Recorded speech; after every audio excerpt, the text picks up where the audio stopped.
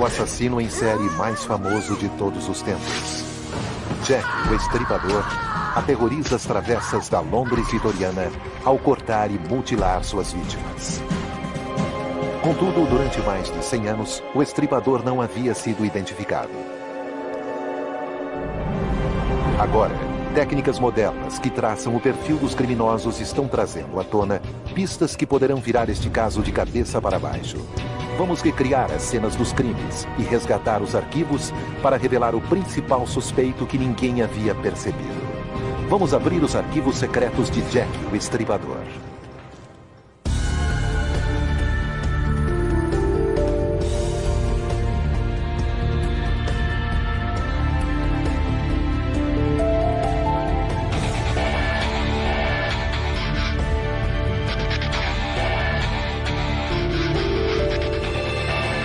Arquivos confidenciais. Jack, o Estripador. Entre os anos de 1888 a 1891, 11 mulheres foram assassinadas na famosa área de Whitechapel, a leste de Londres. 5 dos assassinatos apresentaram similaridades terríveis e foram atribuídos ao mesmo anônimo assassino.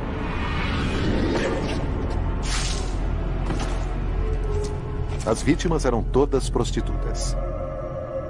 Mary Ann Nichols, Annie Chapman, Liz Stride, Catherine Eloise e Mary Kelly.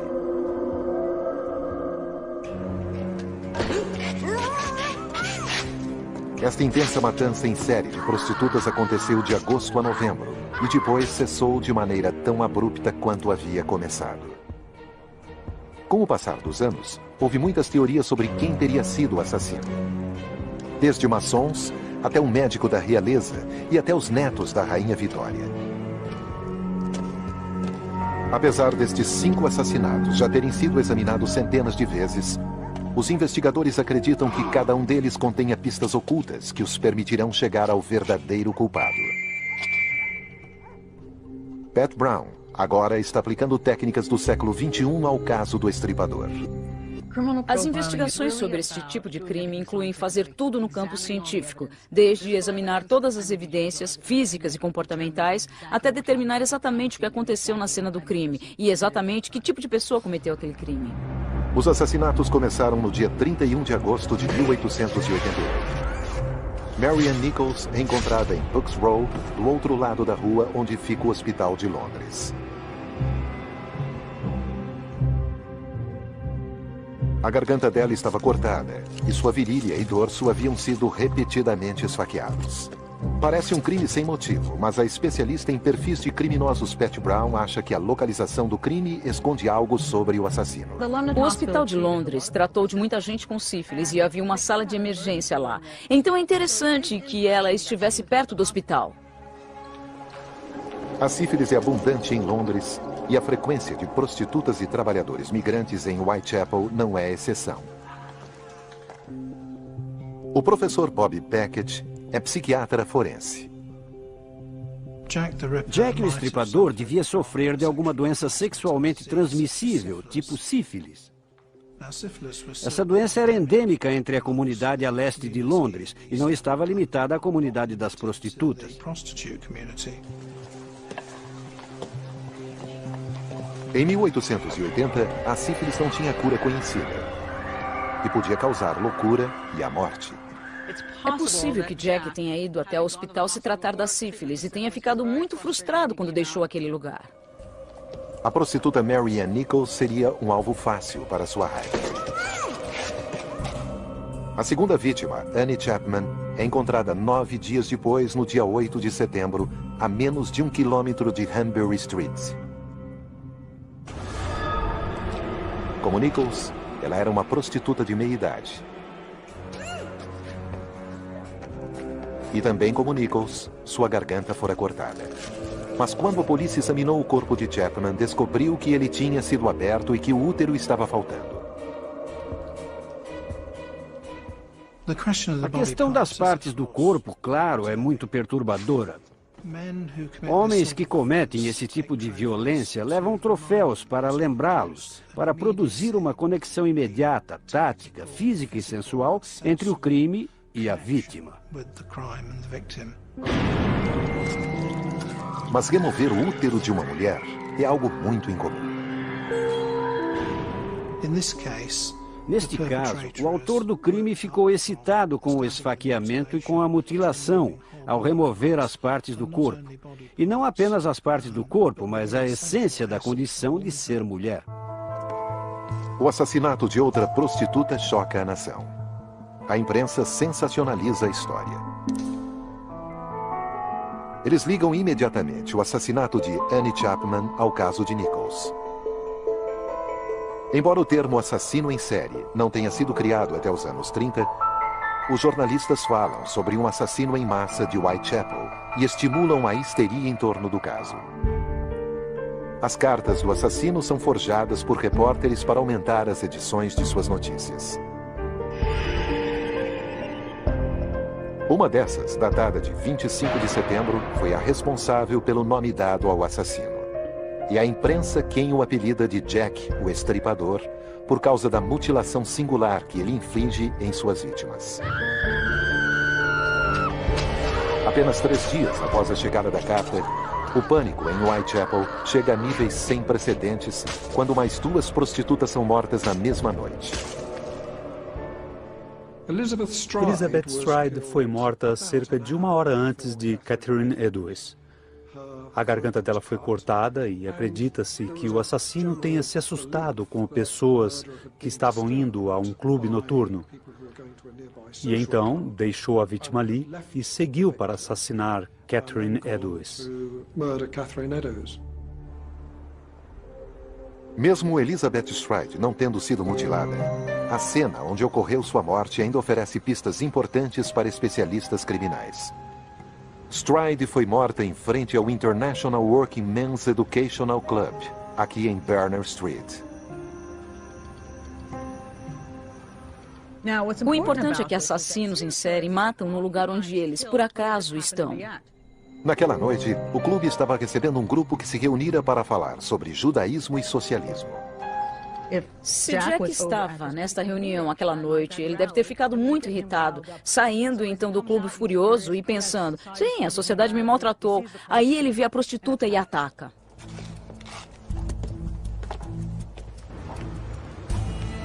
Pat Brown acredita que pistas sobre a identidade do estripador podem ter sido deixadas de seu segundo assassinato na noite de 30 de setembro, noite da morte de Catherine Edwards, em Meadow Square. As pessoas me perguntam se existe uma razão para que os especialistas criminais se dirijam a uma determinada localidade. A resposta é sim. Mesmo isso tendo acontecido há muitos e muitos anos, e que esta não seja a cena original do crime, podemos ver coisas que nos ajudam a entender por que Jack escolheu aquela localização.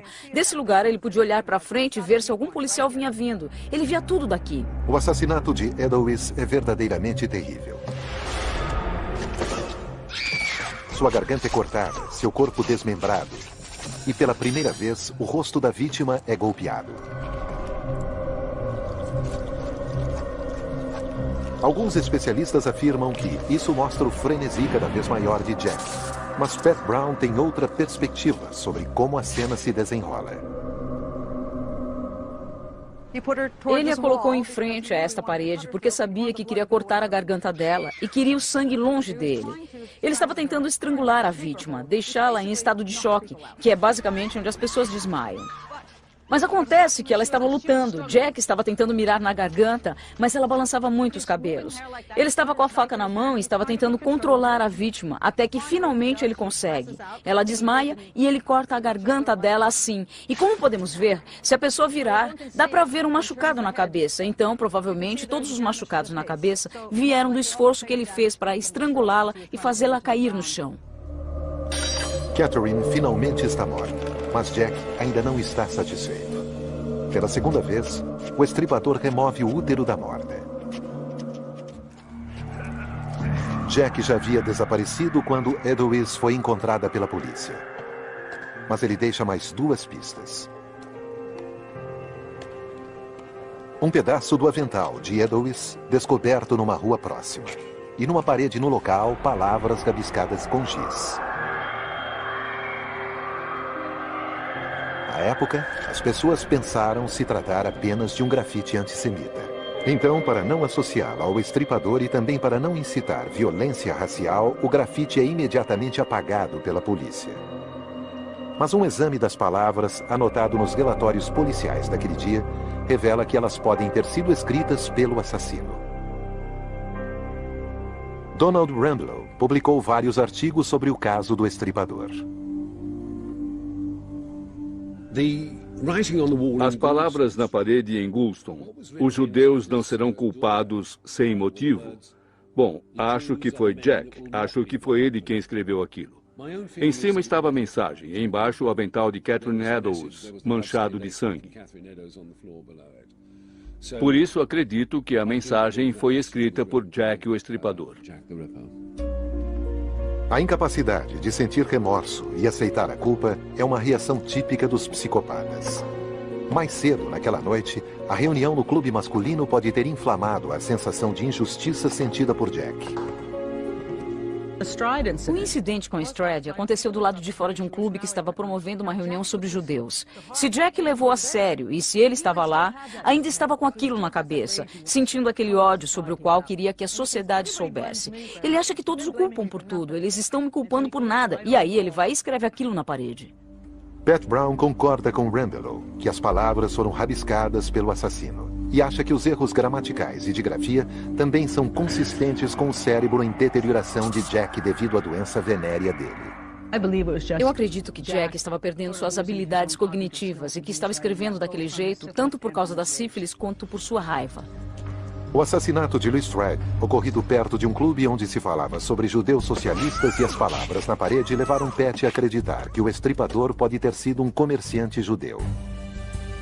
Mas a religião em 1888 era um tópico tão delicado quanto é hoje.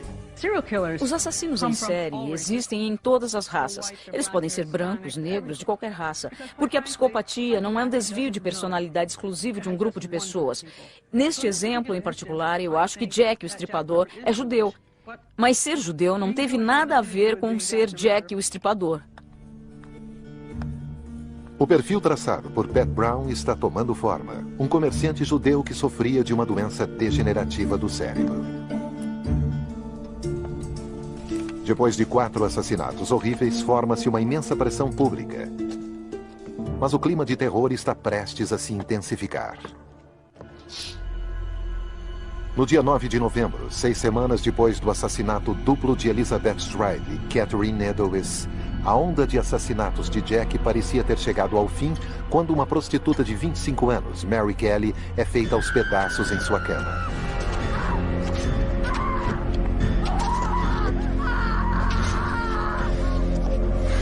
Mas a natureza do crime faz os criminologistas se perguntarem se ele foi cometido pelo mesmo homem que tirara a vida das outras 4 vítimas.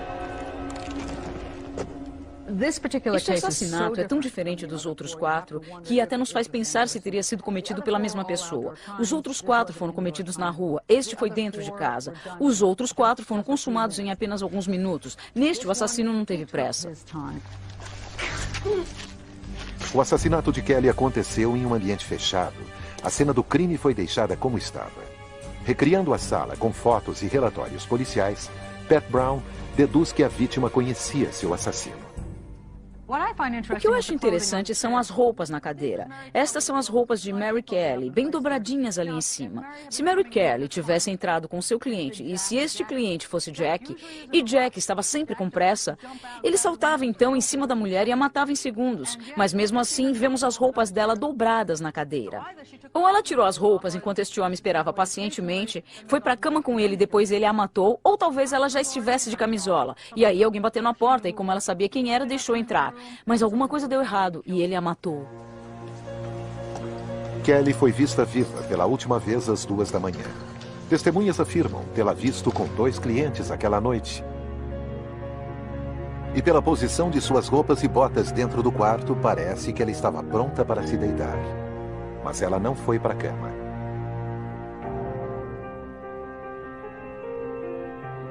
Os pontos mostram a localização das partes do corpo de Mary. Abaixo de sua cabeça está um dos seios, um rim e o útero. O fígado está entre os pés, a bexiga ao lado. Na mesa, há pilhas de carne de seu abdômen e coxas. O ponto negro representa o coração que foi registrado como simplesmente desaparecido.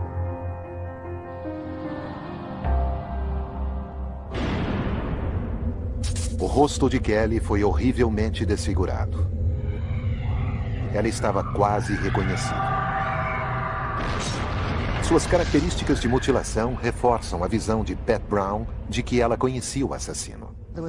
Havia um lençol sobre ela. Parecia que estava sobre o rosto. Havia cortes nele. E se foi alguém que conhecia Mary, talvez ele não quisesse olhar para ela enquanto fazia aquilo. Ele pode ter feito o que fez e não ter visto o que estava fazendo. Os jornais descreveram como a face da vítima anterior de Jack, Catherine Eddowes, fora cortada. Essa nova virada é relatada com detalhes gráficos. O útero de Mary também foi deixado no local. Este é o órgão que Jack aprecia e, na maioria das vezes, leva consigo. Eu acho que os 4 crimes cometidos nas ruas foram de autoria de Jack, o estripador. Este, o de Mary Kelly, foi cometido por outra pessoa que queria que acreditássemos que Jack tinha sido o autor. Existe uma última e vital diferença entre a morte de Mary Kelly e as 4 outras mortes atribuídas a Jack, o estripador, que podem ter obstruído o trabalho da polícia em sua busca para desvendar os crimes e identificar o assassino. Relatórios policiais dos assassinatos anteriores especulam que a maneira como os corpos foram cortados indica que o estripador pode ter sido um açougueiro, enquanto que a autópsia de Kelly registra que o autor não tinha conhecimento anatômico, afastando a polícia da pista do verdadeiro assassino. Eu sempre achei que fosse alguém tipo um açougueiro, porque ele tinha as habilidades necessárias para extrair os órgãos. Quem poderia andar nas ruas com tanta facilidade e sujo de sangue a não ser um açougueiro? Segundo esta linha de raciocínio, chegamos a um suspeito que não foi investigado pelas autoridades. Um homem que a polícia na época conhecia, mas que preferiu ignorar. Quando analiso os possíveis suspeitos, quem realmente me chama a atenção é um homem chamado Jacob Lev. Ele era açougueiro e comerciante judeu. Jacob se encaixa no perfil traçado por Pat sobre religião e profissão do estripador, mas também se encaixa em outra teoria que a polícia usa atualmente para resolver crimes. O local onde vive o assassino é usado pela polícia para teorizar que ele vive dentro do círculo de assassinatos que comete. Jacob Lev morava em Fieldgate Street, depois mudou-se para as dependências de um açougue em Middlesex Street. Ambas as áreas estão dentro do solo de matança do estripador. Aqui temos um açougue. Dava para a pessoa sair pela rua de trás, que dava em Middlesex, que é a rua bem no meio do cenário desses crimes. Depois voltar para o açougue, esconder as partes de sua vítima no açougue, se lavar e ir para casa. A análise dessa afirmação feita pela esposa de Lev sugere que ele estava com a mente perturbada. A esposa dele disse que estava tendo problemas com ele, que ele não estava trabalhando direito, que não fazia mais o trabalho dele, que ficava andando pelas ruas a noite toda e que ela não sabia onde ele ia. Antes das matanças, Lev já havia sido preso por roubar carne de seu patrão. Parece um crime pequeno, mas os psiquiatras acham que este pode ser outro indicador. Isto são sinais. Talvez ele mentisse sem razão aparente ou enganasse as pessoas por ninharia.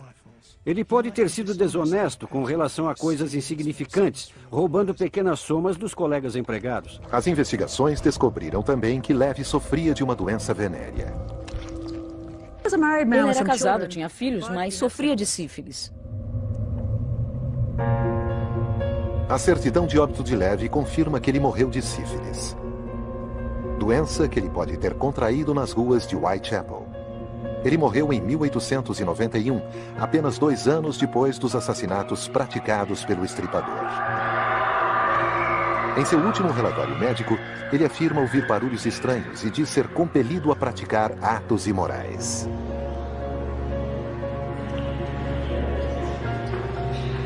Ouvir barulhos ou vozes mandando a pessoa praticar um ato é um dos sintomas da psicose adquirida no último estágio da sífilis. E a sífilis também pode ser a razão de a prostituta Catherine Edwards ter sido a última vítima de Jack. A doença acabaria tirando dele a habilidade de executar ataques bem orquestrados.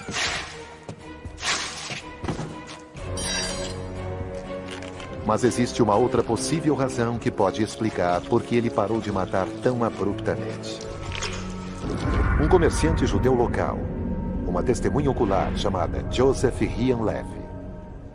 Joseph Levy foi um dos 3 homens que viram Edwards com o assassino. Ele pareceu bem inútil.